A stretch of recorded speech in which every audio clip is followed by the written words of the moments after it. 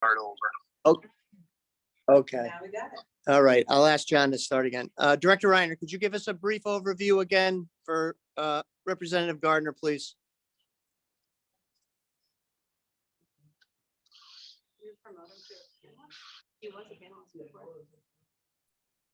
Okay, sorry, everybody. I got kicked off the meeting. If somebody wants to promote me, oh, hold on a second. You're on again, John. Yeah, we're up. So the recording has just started. Do you want to say again who is in the meeting and what the meeting is? Yes. You want us to start all over again? Just say, give a quick update on what. We've had some technical difficulties. This is the RTM's Finance Committee meeting dated 12/12/22.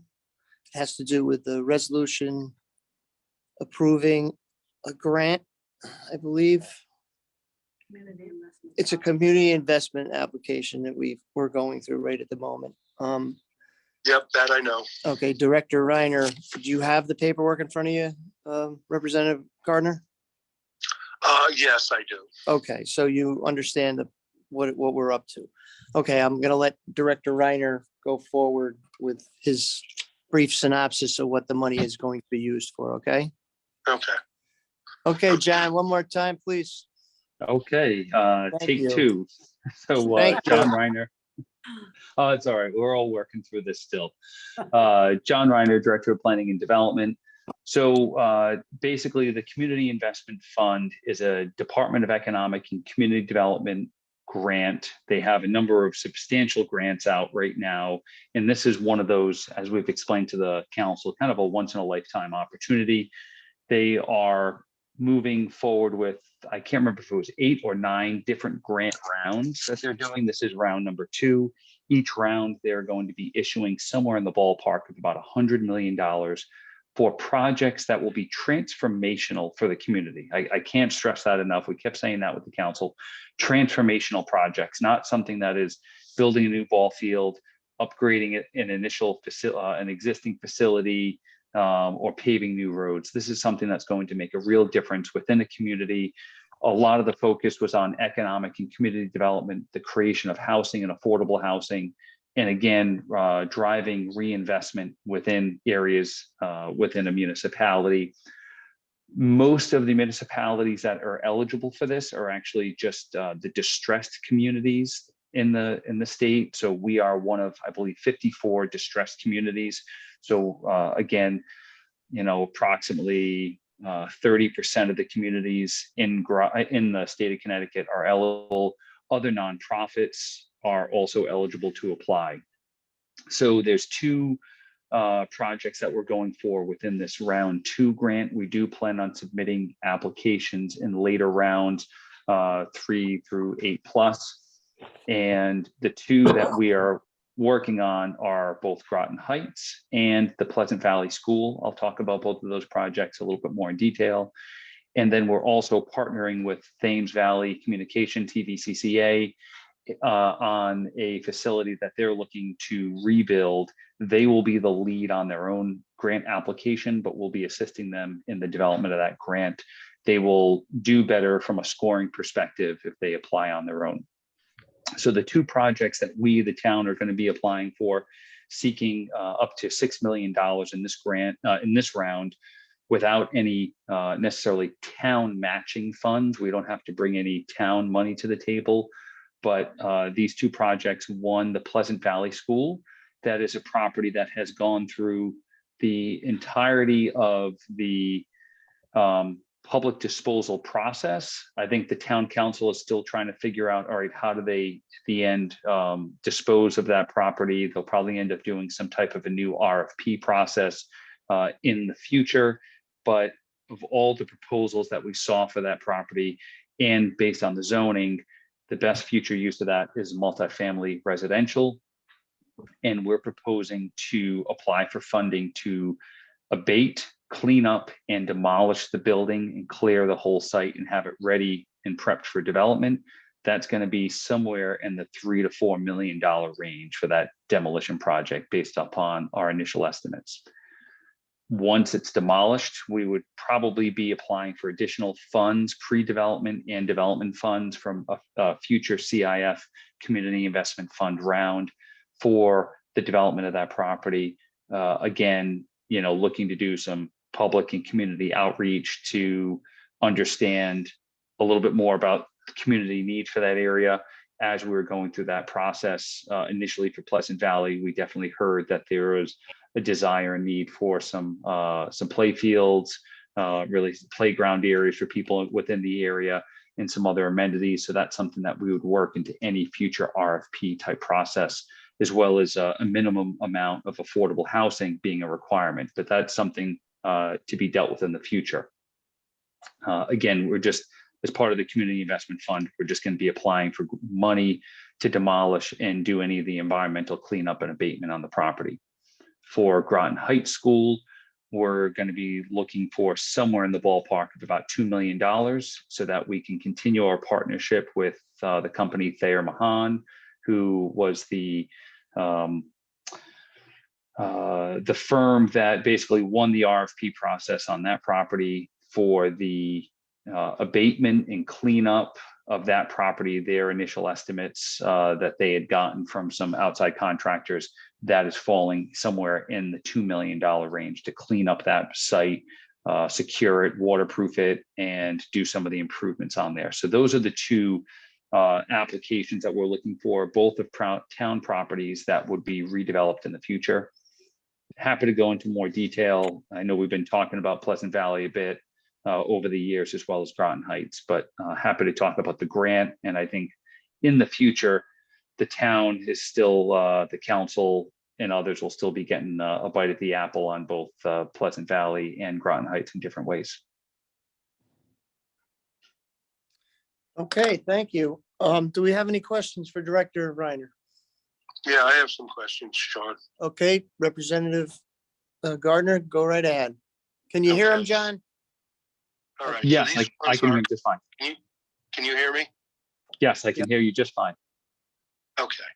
So these funds are coming from the feds or the state? From the state. And where is the state getting the money? They bonded and will be bonding for this money. Okay. So let me ask you this about Groton Heights. There was a defense contractor who was going to go in there. Are they still planning on going in there? Yes, that's the company Thayer Mahan. What's the time frame on that? I mean, this was supposed to happen like 2 years ago, 2 or 3 years ago. Yeah, COVID really set them back for their building construction plans on that site. And I am in constant contact with one of the owners of the company. He and I have been going back and forth working on the final purchase and sales agreement for the property, as well as getting some finalized numbers for the estimate for moving the remediation, abatement, and cleanup on the site set and secured also. One of the big hangups was that would be contingent upon the abatement, correct? The sale of the property? The sale of the property would be contingent upon us getting to that firm at this point in time, would be contingent upon us getting this grant. So we get the grant and we turn it over to them to do the remediation? We need to work those details out with the state. Ideally, yes, they would be the ones doing the remediation of it. And we would still be involved in the procurement process and the financials. But that's something the state has only issued one of these rounds, and some of the clarification on exactly how the money is to be used between the public entity and other partners is still not 100% clear. But that's something it would either be a partnership, or we would be in the lead, or they would be in the lead. But we would be the grant recipient, so we would have ultimate oversight of any cleanup of the property. Okay, and then the sale of the property, you said you're in negotiations for the sale of the property. So what are we looking for as far as money, as far as the sale of the property goes? And ballpark? Because obviously you're in Um, negotiations. Actually, the purchase and sales, I believe all the numbers for the sale of that property were public some time ago. It was somewhere in the $225,000, $275,000 range. I can give me a minute and I can find that on my computer here. But if you have some other questions, I can get back to what that number was. Okay, well, you're saying 275 to 300, somewhere in there, that ballpark. Or That's like, yeah, fine. or like, yeah, like 225 to 275. Give me a second and I'll find the exact number. But if you have some other questions, I can certainly answer those while I'm finding that. Well, it just doesn't make any sense. We're gonna be procuring $2 million towards this property. And then we're selling it for around 300,000, even if it was 350. Yeah. How is the town making out in that deal? Because where the town makes money on this property is right now that property pays no taxes. So the sale price is $255,200. So Okay, the town collects Yep. zero taxes on the property. The building right now is a liability, and just to clean up the site is going to cost $2 million. If that site was not going to be used for the redevelopment and expansion of a business like a growing business like Thayer Mahan, the state would not be giving us $2 million to renovate that building.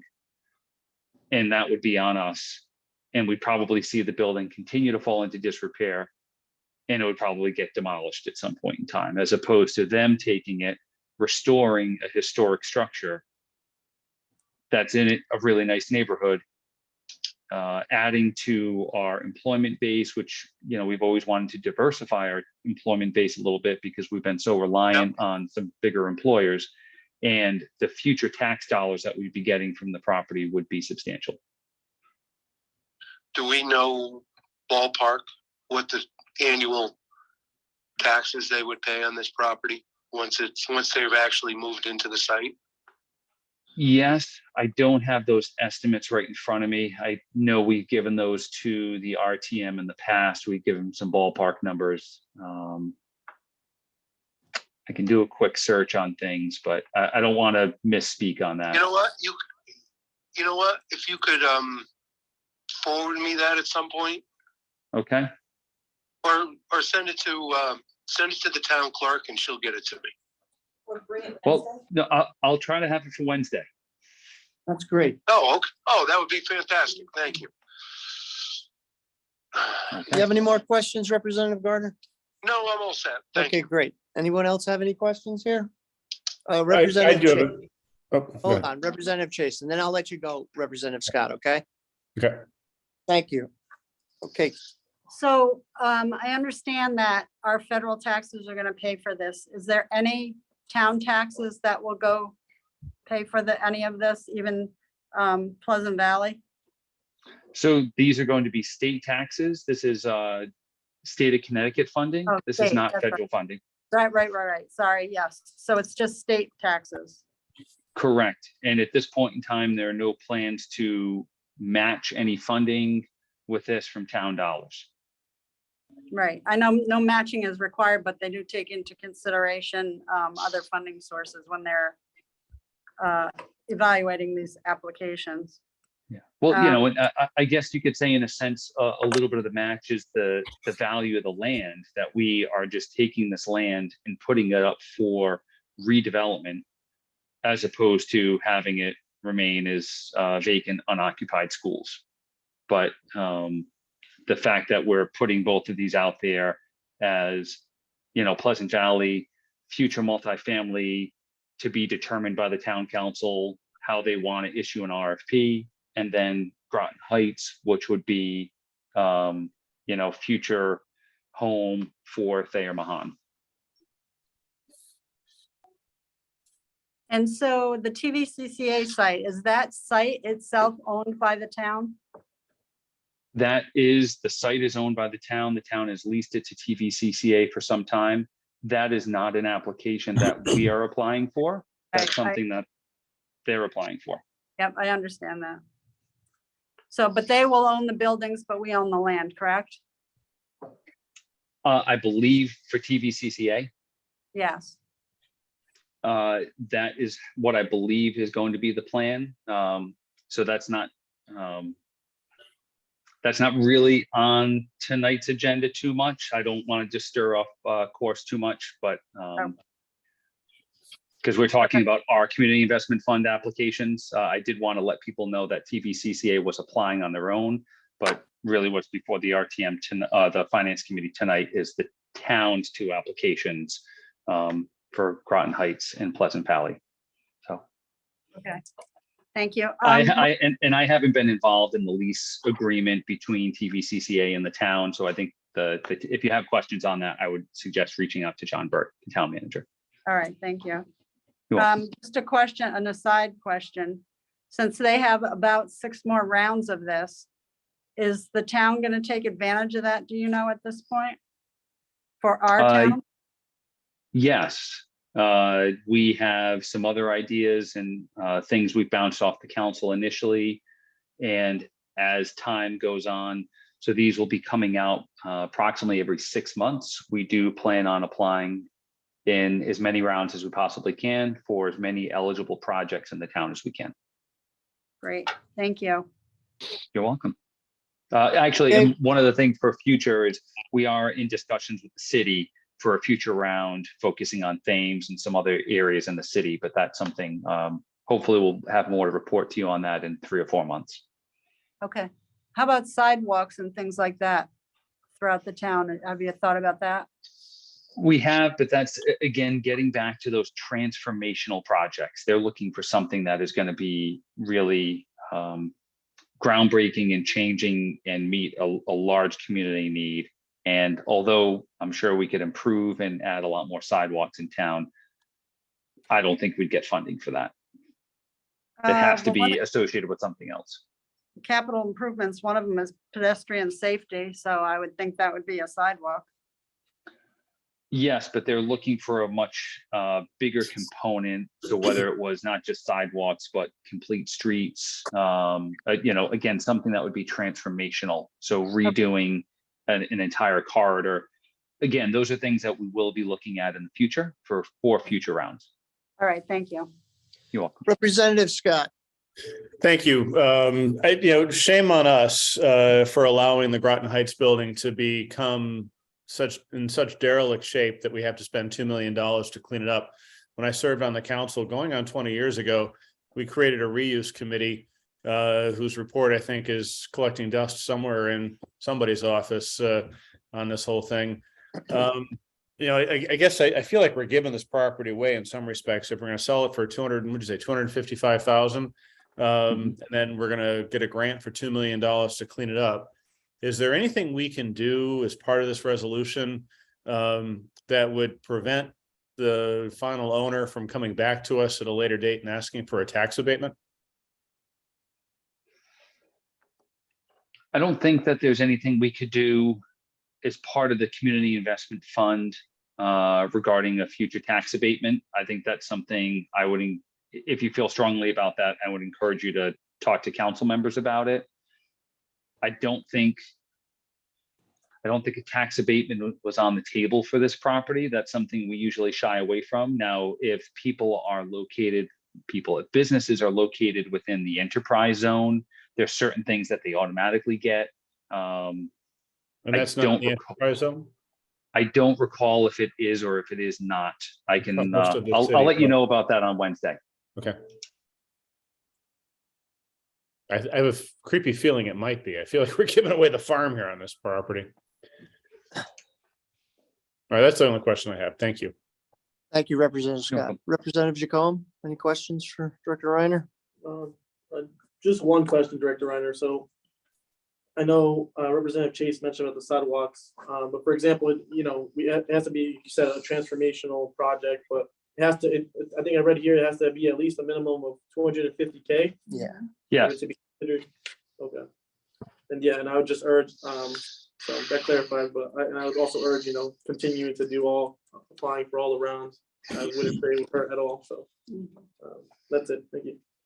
Representative Thanks. Fritchie, do you have any questions for Director Reiner? No, thank you.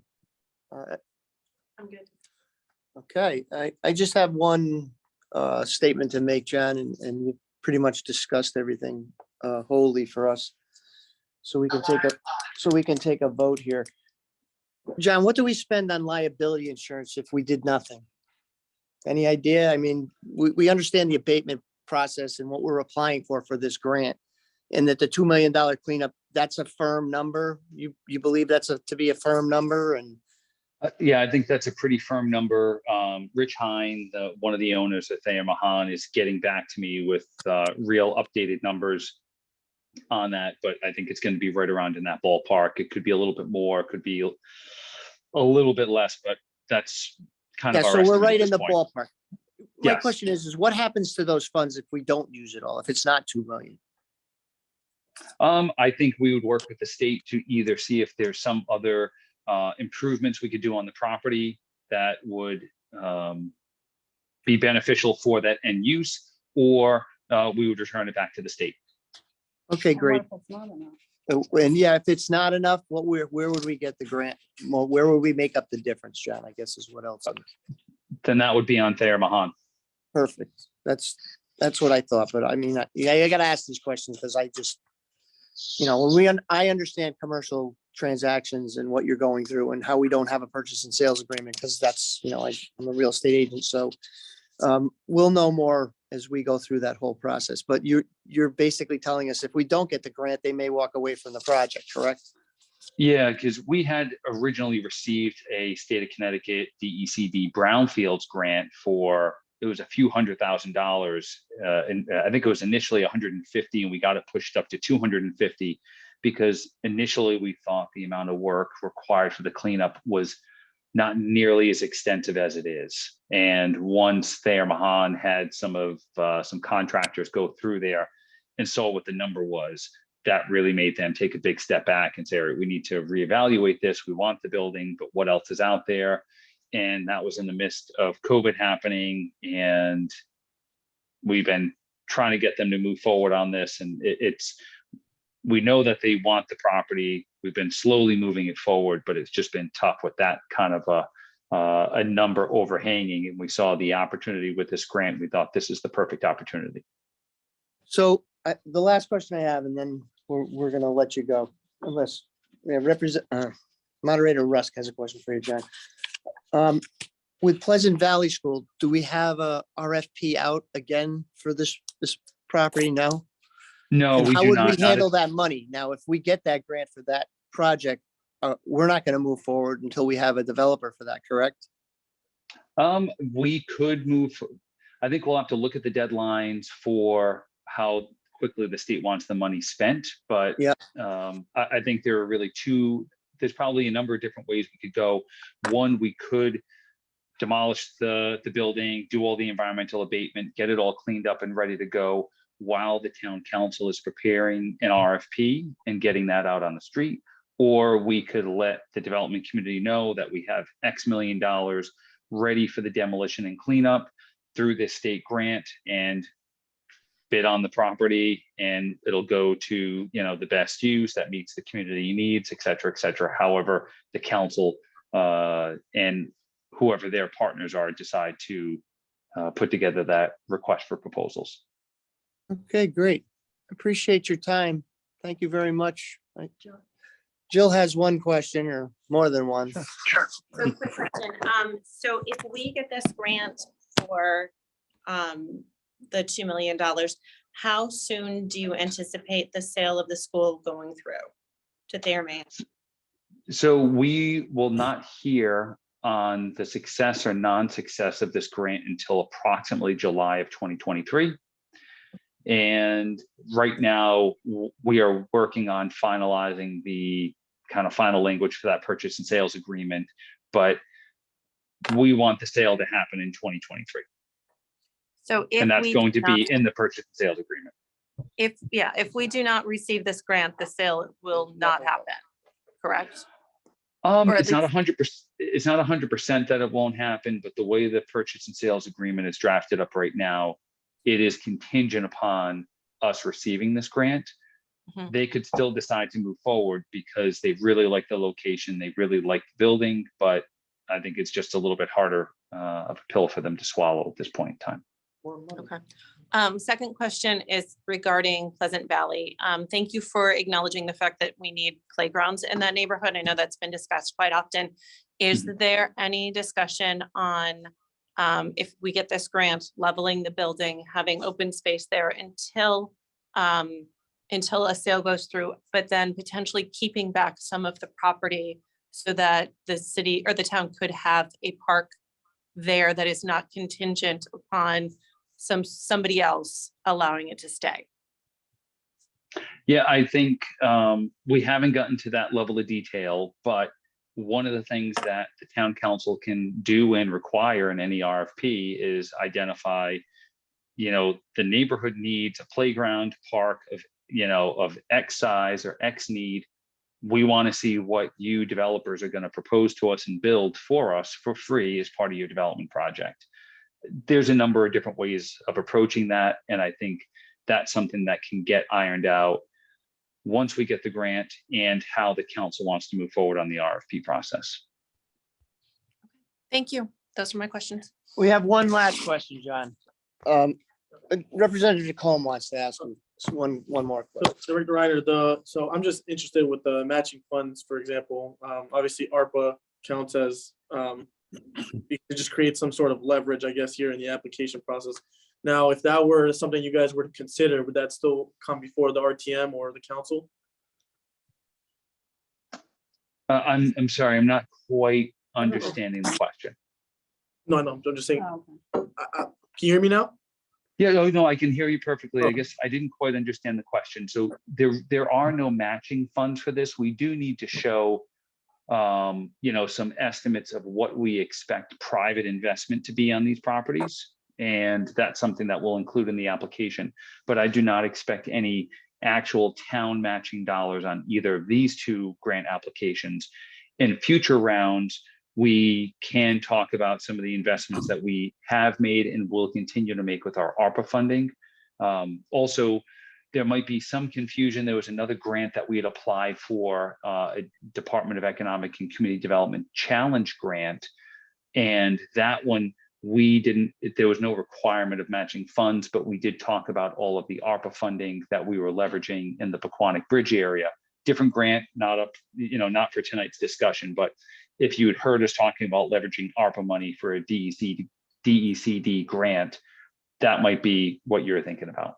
Yeah, well, I mean, I'm just reading here too, so it just seems like it just leverages obviously to, give us a higher probability of getting the grant. So I just think it's something to consider, but obviously caution at the same time because it is, taxpayer dollars. So just bring that up there, of course. So thank you. That's it. Any other questions from anyone? I have one more question. Okay, Representative Gardner. John, you said we are a distressed community. Yes, Yeah, We're classified as a distressed community. correct. So how do we become a non-distressed community? Funny, we were just talking about that today. So it has to do with a number of different factors. I don't want to speak out of turn. Hold on a second here, just write myself a note.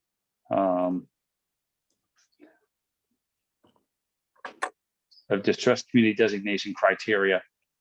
It has to do with median household income, poverty levels, age of your housing stock. There's a number of different factors that get into that distressed community status. It also makes us eligible for a lot more grants. It may also assist in other direct funding to our school department. So there's a number of things that go along with the distressed community status. Obviously, we would like to not be a distressed community, but we need to drive investment and improvement in Groton in order to not be a distressed community. There's a lot of factors that play into that. I will work with my team and get the criteria for the distressed community status and forward that to the RTM for Wednesday night's meeting. Okay, thank you. You're welcome. Well, we thank you for your time, Director Reiner, and we hope you have a great holiday season. We'll see you Wednesday, but thank you for your time and have a great evening. Oh, I will. And before I go, are you folks gonna vote on this? Yeah, no, we're not gonna cut you off. We're gonna take a vote, Uh, trust me. Okay. Okay, do we need to have some discussion, folks? What do we think here? I'd like everybody to give me their brief synopsis about where we're going with this. We've heard all the questions. How does everybody feel on our committee about moving this thing forward? Representative Chase? Well, I'm all about not using taxpayers' dollars, but they're doing it anyway, so I would say go for it. Representative Jacome? I think we should move forward with this. Representative Norman? Money is available, we should use it. Representative Fritchie? Like your Support. 2 cents here. You think it's a good plan? Yes, I don't know what the ultimate purpose is, but I don't really need to understand that it brings modernization of a piece of property, so I'm happy. Representative Scott, any final words here before we vote? I think we should go forward with this. If this gets Groton Heights off our payroll and become a tax-paying citizen of the town of Groton, I'm all for that. And if it gets the other school in a similar boat, a heck of a lot faster than Groton Heights ever made it there. Let's get this done and get these properties taken care of. Representative Gardner? I was a no before this meeting started, but, having asked all those questions and got my answers, I'm a yes too. I live right around the corner from Groton Heights School, and it's a beautiful building. I don't want to see it just fall apart. So Yeah, I'm a yes. I'm a yes as well. And I'm going to just tell everybody how I feel about it. Once you see buildings deteriorate to the way that they are and the liability that we pay to have them and not have anything for them, I'm willing to see us. This is a grant that we're going to get. It's going to clean up the environment, which I'm happy about. And we're going to actually put something to good use. And people are going to actually appreciate being and living there, which I'm very happy about because I like Groton. And I moved here because of the diversity and the fact that we actually do things here. So I'm all for it. So right now I'm going to ask everyone to vote. All those in favor? Aye. Aye. Aye. Any opposed? No abstentions? Here we go. We passed it. Thank you for your time. I need a motion here. Motion to Thanks, adjourn. everybody. Okay, thank you, folks. Sorry about all the delays and everything I had to do with the computer here. So have a great evening. We'll see you on Well, we Wednesday. haven't formally adjourned yet. We haven't formally, there was a motion. We need to vote on it. All those in favor? Aye. Aye. Any opposed? No abstentions. So thank you, John. See you Wednesday. Bye-bye. Hey, appreciate you coming to the meeting. I